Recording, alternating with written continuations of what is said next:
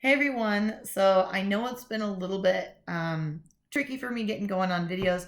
I think we have the technical difficulties worked out, as well as it's an emotional journey to share these videos. It takes a lot out of you emotionally, and I do love that about it. I love getting to share my heart with you, but at the same time, I want to make sure I'm doing that and making my videos what I want them to be.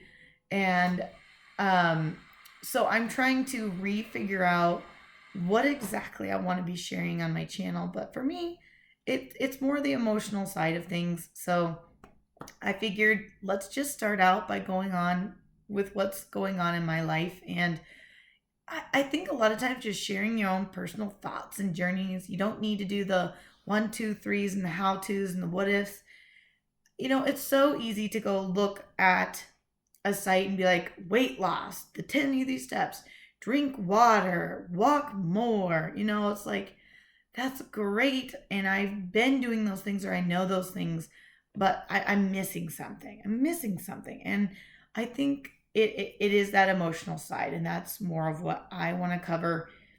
And I think for a while it was hard for me to share some videos because of I don't feel good enough sometimes. Like I should be further down, and I realized but that is the whole reason why I want to share videos with you guys is because I'm not perfect. And I want you guys to know that wherever you're at is the perfect place to be.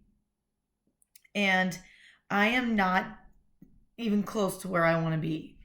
And that's okay. But emotionally and mentally, I am. And I think I want to get back on track with the fact that I need to learn how to eat normally. I don't know if you guys struggle with that, but growing up, I never really was able to be skinny or to have a good role model on what to do. And my mom and my grandma were both into more like just not eating to lose weight. But I find so what I was doing is I thought, okay, I want to lose all this weight. I want to show you guys that it can be done. And I want to help you guys. And by doing that, I got heavily into the gym. I was working out like 5 days a week, hitting over 10,000 steps because I thought maybe I'm not doing as much as I thought. And I was probably eating anywhere between 8 and 1,200 calories because I thought I just wasn't dedicated enough to my life. And that might seem extremely restrictive to some people, but remember, I'm an athlete. I'm competitive. I'm competitive with myself. I wanted to try and prove something to myself. But the reason I think that didn't work is obviously, and maybe you guys know, is you don't need to prove anything to anyone. And the second I started to eat more, I started to lose more. And the more I started to stop going to the gym and working out so hard, my weight went back down. So I'm thinking for me, as much as I love working out right now is not good for me. I'm in like some kind of inflammation response. And for me, I don't think that fasting works very well for me. In fact, I think my problem is I need to be eating more. And it's really hard for me to do. I am a person who would probably prefer to eat 200 calories per meal when I probably need to be eating closer to like 600 or something like that with my activity level. And I don't do well monitoring. I think I do better when I just listen to my body and I know that I'm eating appropriately and eating within my realm of food. If I'm hungry, eat. If I'm not hungry, don't eat. I think that's what works best for me. And in trying to prove something, I started trying to do MyFitnessPal and tracking everything and micromanaging my life. But I don't think that's what we were meant to do. Now, for some of us, that's what we need to be is more organized. For me, I've always been that way. And it's hard for me to let go and to trust my body. It's really hard for me to just trust my body and say, you know what's best. And if you're hungry, eat. And if not, I am the person who prides myself on going to bed hungry. But you know what? It wasn't getting me anywhere. It wasn't doing me any good. It was making me feel lousy. I was feeling tired. I didn't have energy. And I definitely didn't want to share what was going on with you guys because it's not motivational. And I guess technically, if I think about it, I wouldn't want you guys to feel that way. And that if you're 180 pounds and you feel good and you should be 140, that's absolutely okay. No one should make you feel any less valued or prettier or stronger than where you are right now, because the only difference is what you weigh. The only difference is what you weigh, except for mentally, maybe you have a little bit more control over your life. But if it does not make you happy, it is not worth having. And this is where I'm at in my life right now that I feel called to. So I'm just going to share a little story with you, and I'm just going to pray that God works this story through you, and maybe it'll relate to you the way it did to me.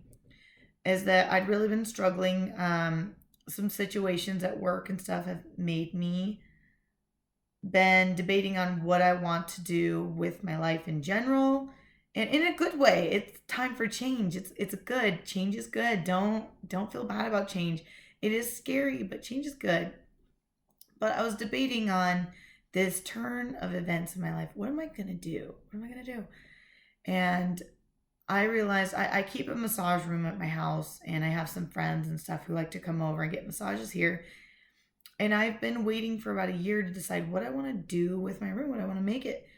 And I've been praying about it and thinking about what do I want this to be? How do I want this to be? And one day it hit me that I'm like, oh, I want a desert theme. I want like cactus and everything. And I will show you the room. It's not done, but when it's done, I'm going to show you guys my massage room.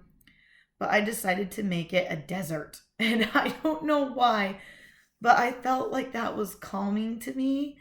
And it just hit me that that's what I needed to do. And I started buying the decorations, cactuses and succulents. And I love greenery and water.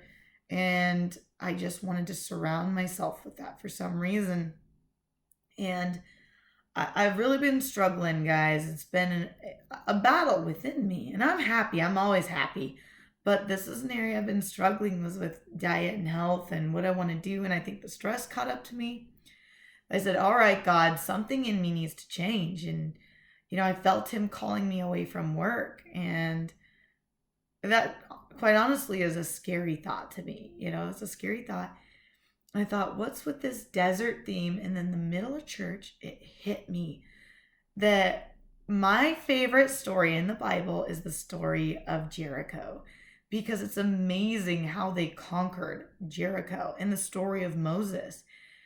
And what God's told me is that what I was doing is that I was living basically in Egypt. And with my massage room, that he made that symbol that I didn't even realize it was the symbol of he was calling me into my own wilderness. And that's the story of trial, of judgment, and that God is there in his provision and saying, you need to trust me, that he is there, that he will provide for you, and that he will be there. But isn't the wilderness a scary place of that not knowing and that fine tuning?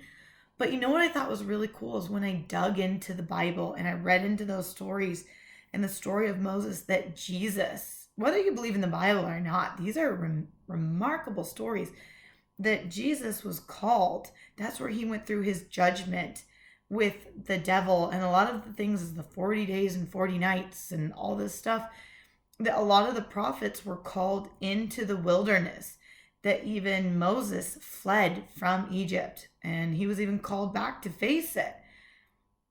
And that these prophets and the fine tuning were all called out into the wilderness, or even out into the water, the scary places where it is beyond you humanly to provide for yourself, that you have to know that there is something else out there and that you have to have trust and faith and belief. But that is where you actually move into your promised land, is that you have to move through this phase. And what I realized, guys, that I think is so scary for us, that thought, why can't I let go? Why can't I do this? And then God kind of spoke to me, and he said, you don't lose hope in the desert. That's where you find it, because that's where you find God. That's where you find hope. That's where you find restoration. That's where you find that in those battles that God is there, that there is hope, there is a future, and you are going to move into your promised land. But you have to go through your journey and to not give up, to find hope through doing this. And it's scary, guys. It's scary. I'm there with you right now, and maybe that's why I'm here. I don't know all the time, and it's a scary thought to be there. But he's going to meet you halfway. He always does. And that maybe you need to jump into your wilderness right now and to be scared a little bit, to be tested, to be tempted, and to have faith in that provision to be there. That maybe it's not where you want. Maybe you have to stop relying on you all the time. I know I'm the power through person. I want to make everything happen rather than just let it happen to me, and to take it day by day and see what happens. And maybe that's where you guys need to be too.